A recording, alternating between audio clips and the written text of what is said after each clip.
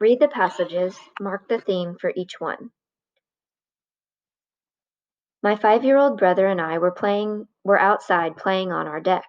We were jumping off a bench and landing on the cold, hard wooden deck. My brother climbed up on the bench to have another go at it. He planned to do a 360-degree turn in midair. As he jumped, the dew under his feet made him slip, and he fell onto the wooden deck. Kenny's hand slipped across the wood and ended up looking like a porcupine. Immediately, Kenny screamed and cried for me to get our mother. Kenny and I never jumped off that wooden bench again. We decided it was best to practice our 360s on the ski slope. Today, I still love to tease Kenny about the time he had a wooden hand. What is the theme?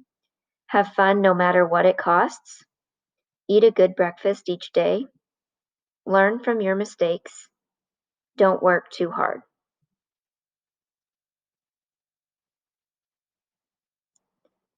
And you can pause if you need to go back and reread.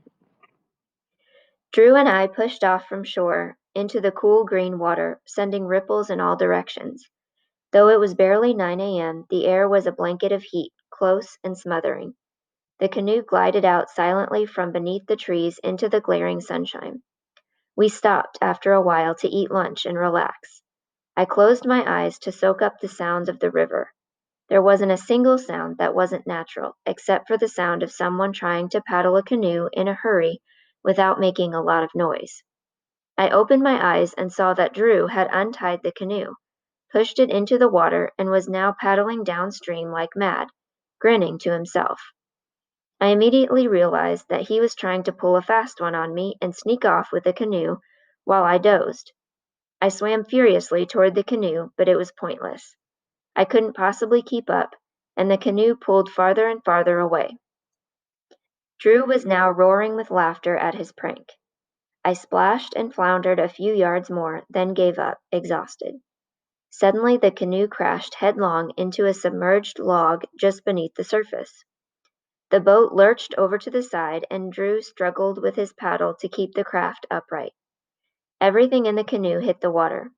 The lid to the cooler came off. Everything in it emptied into the river and began floating downstream. Cans of soda, sandwiches, bananas, and crackers all bobbed merrily in the water. Our tackle boxes began to sink immediately, and the two paddles floated alongside the upside-down canoe. Drew came up from the water sputtering, coughing, and embarrassed, but fine. What is the theme of this passage? Never stand up in a canoe? Always swim with a buddy? Drew got what he deserved for pulling the prank? Your actions can come back to haunt you.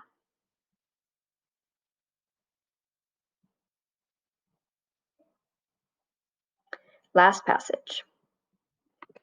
Mandy was beginning to have second thoughts about spending the night at Alex's house. She had known Alex a long time, but this was a new house to both of them. Alex's family had just moved in a few days ago, and Mandy was spending the weekend to help Alex get her new room set up.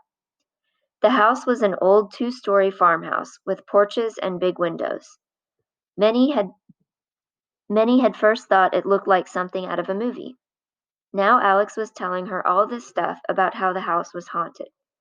Mandy wasn't buying it, though. She didn't believe in ghosts, and she knew Alex enjoyed pulling her leg from time to time. Later that night, Mandy settled back down amongst the couch cushions and tried to go to sleep. She had just closed her eyes when she heard it again. It was somewhere upstairs and very faint. Tap, tap, tap, tap. Mandy's eyes shot open and she looked toward the attic. It couldn't be, she thought. There had to be a mouse or something up there running around. Still, she found she was holding her breath, afraid to move. Then it came again. Tap, tap, tap, tap, click, tap, patter, tap, click. It was louder this time, and it seemed to be moving around the floor, first in one part of the room, then another. Mandy raced down the hallway right behind Alex. They crashed into Alex's mom just as she stepped out from her bedroom door. "What? What is it? What's wrong?" she cried, taking Alex's hands in hers, her eyes wide in terror. "Listen!" Alex pointed toward the ceiling. Alex's mom listened intently for a moment, Then her face softened, and she began to laugh. "Do you know what that sound is?" she asked, looking into the girl's frightened eyes. "That's rain, rain on a tin roof." "Rain on a tin roof?" Alex asked, not comprehending. "Yes, the house is old. It has a tin roof. It sounds like that. Like rain on a regular roof, just much, much louder. Like being in a tin can in a rainstorm," Mom finished, giving the girls a hug. "Trust me, there's no murderer in the attic. Go back to bed, girls. It's late." It's the theme of that passage. Junk food before bed can cause nightmares. Man cannot control the forces of nature.